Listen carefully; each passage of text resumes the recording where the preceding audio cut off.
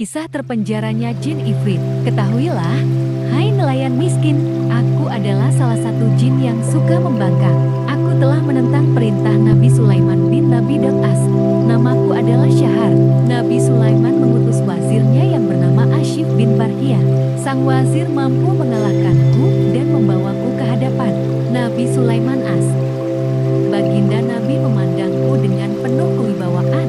Ia memaksaku untuk beriman kepada Allah SWT dan mematuhinya. Tetapi, aku menolak ajakannya. Lalu, Nabi Sulaiman As memerintahkan para pengawalnya untuk mengambil kendi dan mengurungku di dalamnya. Ia membubuhkan cap di atas tutup kendi itu. Cap itu bertuliskan nama Allah yang Maha Agung. Setelah itu, Nabi Sulaiman As memerintahkan kepada para jin untuk membawaku ke laut dan melemparkanku ke tengah laut. Akhirnya, aku menghuni lautan selama 100 tahun. Saat itu, aku berkata di dalam hati, siapapun yang membebaskanku dari kendi ini akan kujadikan kaya raya seumur hidupnya. Namun, tak seorang pun yang membebaskanku selama 100 tahun itu.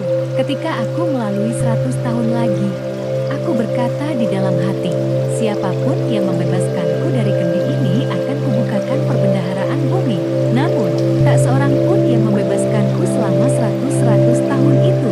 Demikianlah, aku tetap menghuni kendi itu hingga 400 tahun. Saat itu, aku berkata di dalam hati, siapapun yang membebaskanku dari kendi ini, aku akan mengabulkan 3 permintaannya. Namun, tak seorang pun yang membebaskanku selama 100 tahun itu. Hingga aku merasa sangat marah. Aku berkata di dalam hati, siapapun yang membebaskanku dari kendi ini, akan kubunuh dan akan kutawarkan bagaimana ia memilih cara kematian. Sungguh aneh, kata si nelayan, aku tidak datang untuk membebaskanmu. Ampunilah dosaku, niscaya Allah akan mengampunimu. Janganlah engkau membinasakanku, sebab Allah juga akan menghukummu. Aku harus membunuhmu, kata Jin Ifrit. Ketika nelayan merasa bahwa ia pasti mati, maka ia segera memohon ampun kepada Jin Ifrit. Harusnya engkau sudi memaafkanku sebagai penghormatan atas jasaku membebaskanmu. Ucap si nelayan, apa boleh buat? Aku memang harus membunuhmu justru karena engkau membebaskanku. Balas Jin Ifrit tetap kukuh dengan niatnya. Wahai Jin Ifrit, mengapa kebaikanku engkau balas dengan kejahatan? Ingatlah akan pepatah, kita telah berbuat baik, sedang mereka berbuat sebaliknya. Demi hidupku, ini adalah perbuatan para pendurhaka. Barang siapa berbuat kebaikan kepada yang tak berhak menerimanya, ia akan bernasib seperti buruh tani yang menanami sawah tetapi tidak menikmati hasil tanamannya. Engkau harus mati di tanganku, bentak Jin Ifrit. Nelayan itu berkata di dalam hatinya, Allah adalah jin, sedangkan aku manusia yang dikaruniai akal sempurna oleh Allah. Aku harus berpikir untuk membinasakannya dengan tipu muslihat. Sekalipun ia juga berusaha memperdayaku dengan sifat jahatnya. Haruskah kau membunuhku? Tanya nelayan kepada Jin Ifrit. Ya, engkau memang harus mati, jawab Jin Ifrit. Demi nama Tuhan yang Maha Agung yang tertulis di cincin Nabi Sulaiman bin Daud, maukah engkau menjawab dengan jujur pertanyaanku? Baiklah, aku akan menjawabnya, kata Jin Ifrit gusar. Demi Allah yang Maha Kuasa, katakanlah kepadaku, apakah sebelumnya engkau benar-benar berada di dalam kendi ini? Demi Allah, aku memang telah dikurung di dalam kendi ini, jawab Jin Ifrit. Aku tidak percaya sebelum melihatnya dengan mata kepalaku sendiri. Bagaimana kau masuk ke dalamnya? Kata si nelayan bersikap seolah tidak mempercayai kata-kata Jin Ifrit. Ratu Syahrazad menghentikan ceritanya karena hari sudah pagi. Pada malam keempat, Ratu Syahrazad melanjutkan ceritanya. Mendengar kata-kata nelayan, Jin Ifrit segera menggoyang-goyangkan tubuhnya dan berubah menjadi asap. Asap itu membumbung dan menyebar. Sesaat kemudian, asap itu mengumpul dan masuk ke dalam kendi perlahan-lahan. Beberapa saat kemudian, asap itu sudah masuk seluruhnya ke dalam kendi. Hai nelayan, aku telah berada di dalam kendi ini. Apakah engkau masih tidak percaya kepadaku?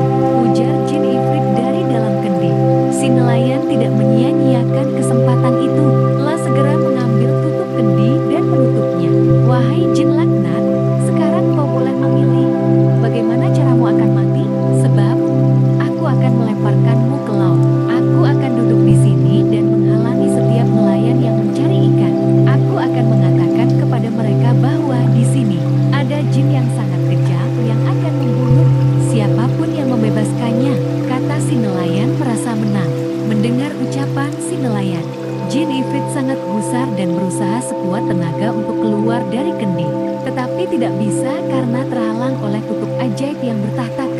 Ucap cincin Nabi Sulaiman As, "Wahai nelayan, ampunilah aku, sebab aku hanya bercanda kepadamu."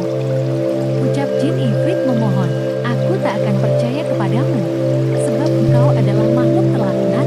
Setelah berkata demikian, nelayan itu mulai menggelindingkan kendi ke arah laut. Jin ifrit menjerit-jerit, tetapi si nelayan tidak memedulikannya. Setelah hening beberapa saat, terdengarlah suara jin.